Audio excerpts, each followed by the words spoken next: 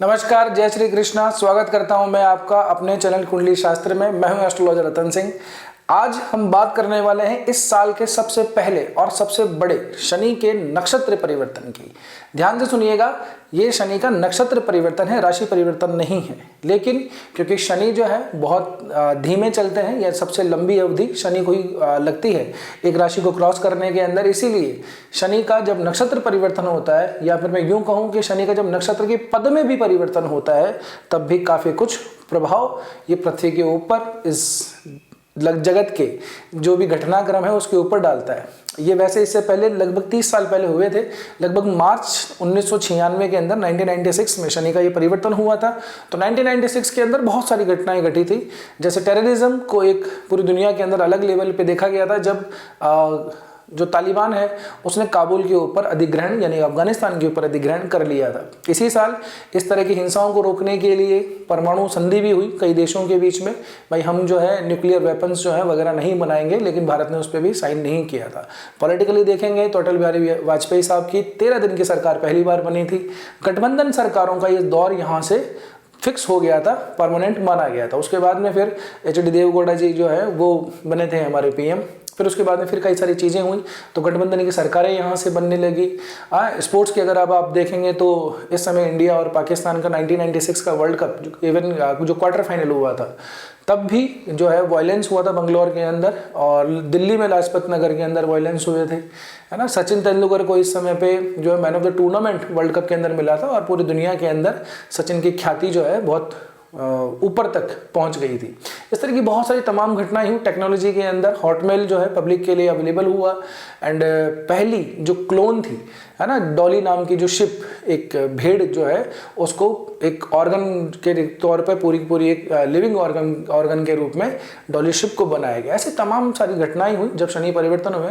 तो कोई एक एस्पेक्ट नहीं है कि सब पॉजिटिव हुआ, और ऐसा भी नहीं है कि सब कुछ नेगेटिव हुआ। टेलीकॉम सेक्टर के अंदर बहुत ज़बरदस्त प्रगति हुई थी इस टाइम के अंदर, ना सिर्फ इंडिया में बल्कि पूरे वर्ल्ड वाइड।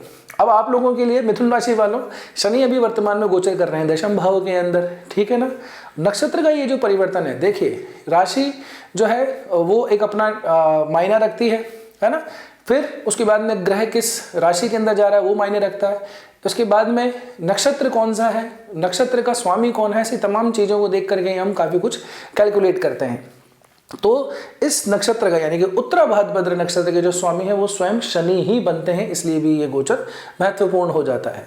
इसके जो स्वामी है ना, स्वामी का मतलब हर एक नक्षत्र के अपने अपने देवता होते हैं। 27 नक्षत्रों के 28 नक्षत्र भी जोड़ लीजिए, अगर आप अभिजीत भी जोड़ते हैं उसमें तो सबके अपने अपने देवता होते हैं। इनके जो नक्षत्र के देवता हैं वो है अहिर्बुंधे नाम के सूर्य कहे जाते हैं। अब सूर्य को आप ऐसा मत समझिएगा कि आकाश का कोई सूर्य है। एक्चुअली कोई भी जो देवता होता है तो उसको अदिति, सूर्य, इस तरह से नामों से जाना जाता है। बेसिकली ये एक तरीके का एक सर्प के रूप में इनकी कल्पना की गई है जो समुद्र के नीचे रहते हैं, ठीक है ना। सिंबल अगर आप आकाश में देखेंगे तो उत्तरा भाद्रपद नक्षत्र एक बच्चे की जो खाट होती है, चारपाई जो होती है, उसके आगे के पीछे के जो पैर होते हैं उस तरह से इसको सिंबलाइज किया जाता है। क्या मतलब हुआ इसका? मतलब ये है नक्षत्र मुक्ति का, ये नक्षत्र है आत्मचिंतन का, अंदर की सच्चाई को ढूंढने का, चीज़ों को जाने देने वाला, रुके हुए काम पूरे होने वाला। जी हाँ, इस नक्षत्र की बहुत सारी विशेषताएं हैं। 27 नक्षत्रों में 26वां नंबर आता है, यानी कि सेकंड लास्ट नंबर का आता है, रेवती से जस्ट पहले। रेवती का नक्षत्र का अपना एक ट्रेट है, उसके अपने स्वामित्व है। 27वां नक्षत्र वो पूर्ण नक्षत्र माना जाता है। उससे पहले की ये जो व्यवस्था है ये इस उत्तरा भाद्रपद नक्षत्र की है, यानी कि व्यक्ति जो है अपने अंदर के सत्य को तलाश लेता है, मुक्ति का मार्ग की तरफ जाने वाला ये नक्षत्र है। कई बार इसको इस तरह से भी देखा जाता है कि जो जीवन की अंतिम यात्रा होती है ना, देह त्याग के पश्चात जो आत्मा की यात्रा है, उससे भी इस उत्तरा भाद्रपद नक्षत्र को जोड़ के देखा जाता है। नक्षत्र के अंदर अगर हम बात करें तो ये स्थिर संज्ञक नक्षत्र होता है। तीनों उत्तरा यानी कि उत्तरा भाद्रपद, उत्तरा आषाढ़ा और उत्तरा फाल्गुनी, साथ में रोहिणी और एक संडे का दिन, रविवार का दिन, इसको हम ध्रुव संज्ञक या स्थिर संज्ञक नक्षत्र भी कहते हैं। ऐसे तब कई सारी चीज़ें हैं। तो हम डायरेक्ट पॉइंट पे आ जाते हैं कि आप लोगों के लिए इसका क्या प्रभाव होगा। देखिए मैं फिर से कह रहा हूँ, ये राशि परिवर्तन नहीं है, ये नक्षत्र का परिवर्तन है, लेकिन शनि जैसा ग्रह जो है वो बहुत बड़ा है, तो 9 चरणों के अंदर एक राशि को पूरा करेगा। तो अब ये जो समय आ गया है ये उत्तरा भाद्रपद नक्षत्र का आ गया है, जब पहला पद इसका शुरुआत हो गया, क्योंकि हर एक नक्षत्र में 4 पद या 4 चरण होते हैं। तो पहले पद के अंदर जब ये प्रवेश किया है 20 जनवरी को, 17 मई तक यहाँ पे रहेंगे, तो इसका जब हम नवमांश निकालेंगे तो ये सिंह नवमांश इसका निकल जाएगा, यानी कि आप लोगों के लिए तीसरा भाव, यानी कि तीसरा भाव भी आप लोगों के लिए ये इंपॉर्टेंट बन जाता है। स्वयं हम सूर्य की बात करें तो सूर्य क्योंकि तीसरे भाव के अंदर सिंह राशि पड़ती है, सिंह राशि का जो स्वामी है वो कौन बनता है, वो सूर्य ही बनता है, ठीक है ना। आप लोगों की राशि के लिए देखें तो अभी सूर्य जो है अष्टम भाव के अंदर गोचर किया हुआ है, जो कि स्वयं फिर से शनि की राशि है, ठीक है। तो अभी का जो समय है ये इस तरह से आप थोड़ा देखेंगे। अब हम इसको एक एक करके चीज़ों को कैलकुलेट करते हैं कि क्या क्या प्रभाव आप लोगों पर पड़ने वाला है। तो पहले तो आपके काम के क्षेत्र के अंदर अभी शनि गोचर कर रहे हैं। एक चीज़ और, आपका चाहे राशि मिथुन हो या आपका लग्न मिथुन हो, दोनों ही अगर आपके हैं, दोनों में से कोई भी एक है तो ये वीडियो आपके काम का है।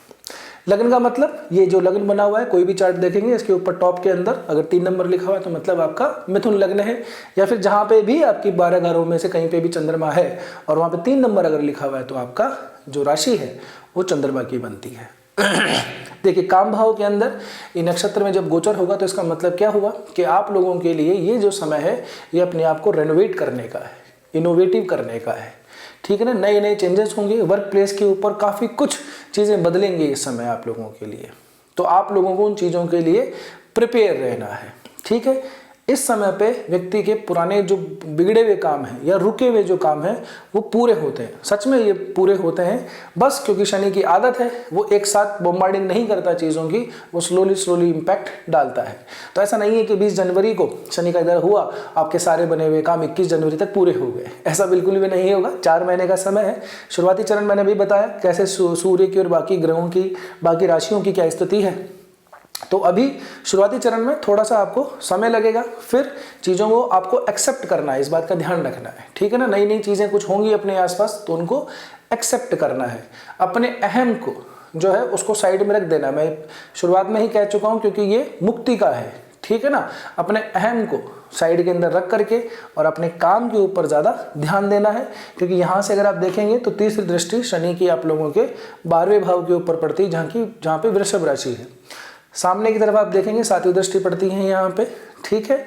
और उसके बाद में 10वीं दृष्टि पड़ती है आप लोगों के व्यापार भाव पे, यानी कि शनि ने केंद्र को पूरी तरह से कैप्चर किया हुआ है। केंद्र समझ गए आप, आपका लग्न, चौथा भाव, 7वां भाव और 10वां भाव, उसमें यहाँ पे दृष्टि है 7वीं, 8, 9, 10वीं दृष्टि है 7वें भाव पे, और 10वें भाव में स्वयं शनि बैठे हुए हैं। बच गया एक कौन सा, सिर्फ लग्न। तो शनि का 4 में से 3 जगह इम्पैक्ट आ रहा है। पहले ही हमने बात करी तीसरे भाव के अंदर जब नवमांश को जब हम चेक करेंगे तो यहाँ पे सिंह राशि बनेगी, तो मतलब मेहनत करने से रुकना नहीं है, बचना नहीं है आपको। फिर से मैं कह रहा हूँ अपने काम का रिजल्ट ज़रूर मिलेगा, लेकिन थोड़ा धीरज रखिएगा। एक्सपेक्टेशन बिल्कुल भी नहीं रखनी है इस टाइम पे। अगर आप एक्सपेक्टेशन रखेंगे तो फिर वो चीज़ें पूरी भी नहीं होंगी, क्योंकि मैं कह रहा हूँ मुक्ति का है। जो चीज़ सबसे ज़्यादा प्रेम करो वो चीज़ इस समय पे छूट जाती है। इस बात को नेगेटिवली नहीं लेना है, इस बात को पॉजिटिवली लेना है कि चलो ठीक है ना। भगवान श्री कृष्ण कहते हैं ना कि बस कर्म किए जा और फल की इच्छा मत कर, तो बस वही चीज़ों का ध्यान रखना है। देखिए और बाकी ग्रह हैं, बाकी ग्रहों का अलग प्रभाव है, लेकिन हम सिर्फ और सिर्फ इस नक्षत्र में शनि के परिवर्तन की बात कर रहे हैं। तो अगर आप लोगों को अगर ऐसा है कि शनि की दशा, महादशा, अंतरदशा चल रही है, ठीक है ना, या फिर किसी भी तरह से शनि की कोई पीड़ा है, तो भी आप लोगों को ज़्यादा ध्यान इसका रखना चाहिए। अब आप कंफ्यूज हो जाते हैं कि क्या लग्न देखेंगे, कौन सी अंतरदशा है, हमें क्या पता। तो उसके लिए आप किसी अच्छे से ज्योतिषी से परामर्श भी कर सकते हैं। व्हाट्सअप नंबर दिया हुआ है और वेबसाइट का एड्रेस दिया हुआ है, आप आराम से कभी भी अपॉइंटमेंट अपना बुक कर सकते हैं। अच्छा, अब आप लोगों को थोड़ा खर्चे पे नियंत्रण रखना है अपने, ठीक है ना। जो आप फ्लो के अंदर खर्चा जाया जा रहा था, कोई कंट्रोल नहीं है, उसको मैनेज करने का टाइम है। अपने खर्चों को थोड़ा सा संयमित रखिए, उसको स्थिरता प्रदान कीजिए, अन्यथा खर्चे इतने ज़्यादा फ्लो में बैठे जाएंगे कि फिर आपसे कंट्रोल बिल्कुल भी नहीं होगा। एक और बात, आपको इस समय पे कोई प्रॉपर्टी बनाने का पूरा सा चांसेस दिखाई देता है। प्रॉपर्टी बनाने का मतलब जो भी आपकी नज़र में असेट है, जैसे कि लैंड है, घर है, गाड़ी है, दुकान है, मकान है, या जो भी आप काम करते हैं, गोल्ड वगैरह आपको इकट्ठा करना है, सिल्वर वगैरह इकट्ठा करना है, तो असेट क्रिएशन का ये आप लोगों के पास में टाइम आता है। तो उसकी प्लानिंग अच्छे से करके रखिएगा। वैसे भी क्या है, जब इस तरह से मूव ऑन चीज़ें होती हैं, एक नक्षत्र में परिवर्तन, तो कुछ क्रूड ऑयल से रिलेटेड जो चीज़ें होती हैं उसमें प्राइस हाइक होने का पूरा चांसेस दिखाई देता है, ठीक है ना।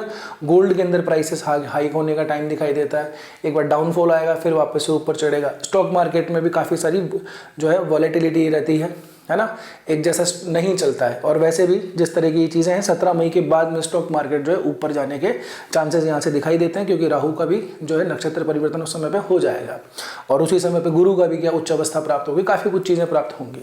तो अगर आप स्टॉक मार्केट में काम करते हैं, फाइनेंस के अंदर सेक्टर में अगर काम करते हैं, आपकी चार्ट के अंदर बुध की स्थिति काफ़ी कुछ ठीक ठाक है, साथ में राहु की स्थिति अगर ठीक ठाक है, तो आप लोगों को लॉन्ग टर्म इन्वेस्टमेंट के बारे में सोचना चाहिए। शॉर्ट टर्म गेन जो है अभी 3-4 महीनों के अंदर आप लोगों को बिल्कुल भी इससे थोड़ा सा बचना चाहिए, नहीं तो बहुत सारे झटके लग सकते हैं जिससे आप लोगों का नुकसान बड़ा हो सकता है। इस बात का विशेषतः ध्यान रखिएगा। दाम्पत्य जीवन, मैरिज लाइफ की अगर मैं बात करूं तो उसके अंदर यथास्थिति ठीक है जब तक, क्योंकि गुरु यहाँ पे ऑलरेडी बैठे हैं, गुरु की दृष्टि यहाँ पे पड़ रही है। शनि की ये जो दृष्टि है यहाँ पे, अगर दाम्पत्य जीवन की अगर हम बात करेंगे तो यहाँ पे धनु राशि पड़ती है, ठीक है ना, और गुरु की राशि है, अग्नि तत्व की राशि है, गुरु की दृष्टि पड़ रही है, फिर शनि की भी दृष्टि यहाँ पे आ रही है। तो अपने जो दाम्पत्य जीवन है उसके अंदर जो बहुत कोई बड़े इशू चल रहे हैं उसको सॉल्व होने का टाइम आएगा। बड़े इशू मैं पॉजिटिव भी कह रहा हूँ और मैं नेगेटिव भी कह रहा हूँ, यानी कि जिन लोगों को डाइवोर्स वगैरह के लिए आगे फाइल चल रही है, सेपरेट होना चाह रहे हैं, तो उन लोगों को भी वहाँ पे अपने गंतव्य तक, यानी कि लास्ट स्टेज तक पहुँच जाएंगे। जिन लोगों को छोटे छोटे इश्यूज हैं वो भी सॉल्व होना स्टार्ट हो जाएंगे। तो अगर बहुत छोटा इशू है, बातचीत से अगर ठीक हो सकता है तो बातचीत कीजिए, म्यूचुअली उसको रिजॉल्व करने का प्रयास कीजिए। ज़्यादा अगर आप बिल्कुल ही डिसकनेक्शन की फीलिंग में आएंगे तो 4 महीने बाद में हो सकता है कि आप पछता जाएंगे, यार ऐसी भी कोई ज़रूरी नहीं थी, ज़िंदगी आराम से कैसे करके काटी जा सकती थी, छोटे मोटे नोकझोंक सबके चलते रहते हैं, ठीक है ना। तो कोई बहुत बड़ा स्टेप लेने से पहले आप लोगों को बचना चाहिए, ठीक है। और बाकी बात रही आपकी हेल्थ वगैरह की, तो हेल्थ के अंदर भी आप लोग जिनको थोड़ी सी आई साइट की प्रॉब्लम रहती है, जिनको थोड़ा सा ऐसा है कि नसों से संबंधित दिक्कत रहती है, कान के अंदर सुनाई वगैरह थोड़ा सा कम आता है, कान के अंदर नीचे के हिस्सों में अगर प्रॉब्लम है, थोड़ी दर्द वगैरह रहता है, ठीक है ना, कान के निचले हिस्से ये जो जबड़ा होता है इसके अंदर थोड़ा सा इशू रहता है, तो अपनी हेल्थ का थोड़ा सा ध्यान रखिएगा, उसका प्रॉपर ट्रीटमेंट लेते रहिएगा। एक चीज़ और, इसका एक सिंबल जो है वो एक फीमेल काऊ भी इसका एक माना जाता है। तो कहने का मतलब ये हुआ कि आप लोग अगर गौ सेवा वगैरह करेंगे तो भी आपको काफ़ी कुछ राहत मिल जाएगी, ठीक है ना। वैसा मैंने आप लोगों के लिए बता रखा है। इस साल की जब शुरुआत हुए थे अपने वीडियोस के, तो मैंने आपको तब भी कहा था कि एक आध उपाय करने से, 1-2 दिन का उपाय करने से कुछ नहीं होता है। फालतू की बातें ये सब कि तेज पत्ता काला जला दीजिए, शुक्रवार को शराब पी लीजिए, फलाना चिलाना, इनसे कुछ नहीं होता है। आप लोग एक उपाय को कंसिस्टेंसी के साथ में करिए। खास करके आप लोगों को गणपति अथर्वशीर्ष का पाठ ज़रूर से करना चाहिए। अगर आप नहीं कर पा रहे हैं तो उसको सुनना प्रारंभ कर दीजिए, ये आपके बहुत काम में आएगा। अगर आप शनि की किसी दशा, अंतरदशा, प्रत्यंतर दशा इससे अगर पीड़ित हैं तो आप लोगों को दशरथ कृत शनि स्तोत्र का पाठ कर लेना चाहिए। ये छोटे छोटे हैं, बहुत टाइम इसमें लगेगा नहीं, ठीक है। तो 1-2 बार पढ़ दिए, उसको प्रैक्टिस कीजिए, वेरी इजीली हो जाएगा। 8-10 मिनट से ज़्यादा समय इसका लगेगा नहीं। और कुछ नहीं तो महादेव की शरण में चले जाइए, 1 लोटा जल और धतूरे का फल, बस काम हो गया। लेकिन आपको थोड़ी देर बैठना होगा वहाँ पे, ये नहीं जल्दीबाजी में गए और बस फटाफट से आ गए। तो ये कोई वो नहीं है कि आपने 1-2 दिन में बस काम किया और सब कुछ सॉल्व हो जाएगा। वहाँ मंदिर जाइए, वहाँ बैठिए, थोड़ी सी 1-to-1 कम्युनिकेशन बनाइए, महादेव से बात कीजिए, आपकी बात ज़रूर सुनी जाएगी, ठीक है ना। अब यहाँ तक पहुँचे हो तो वीडियो आपको ठीक लगा ही होगा। तो देखिए कमेंट सेक्शन में जाइए, थोड़ा सा स्वाइप कर दीजिए और वहाँ पे एक हाइप का ऑप्शन आएगा, वीडियो को हाइप ज़रूर कर दीजिएगा। कैसा लगा ये वीडियो कमेंट करके ज़रूर बताना है। नए हो तो सब्सक्राइब कर लो, अच्छी लगी हो तो लाइक कर लो, ठीक है। मिलते हैं अगले वीडियो में, तब तक के लिए स्वस्थ रहिए, मस्त रहिए, अपना और अपने का ध्यान रखिए। जय श्री कृष्णा, जय श्री राम।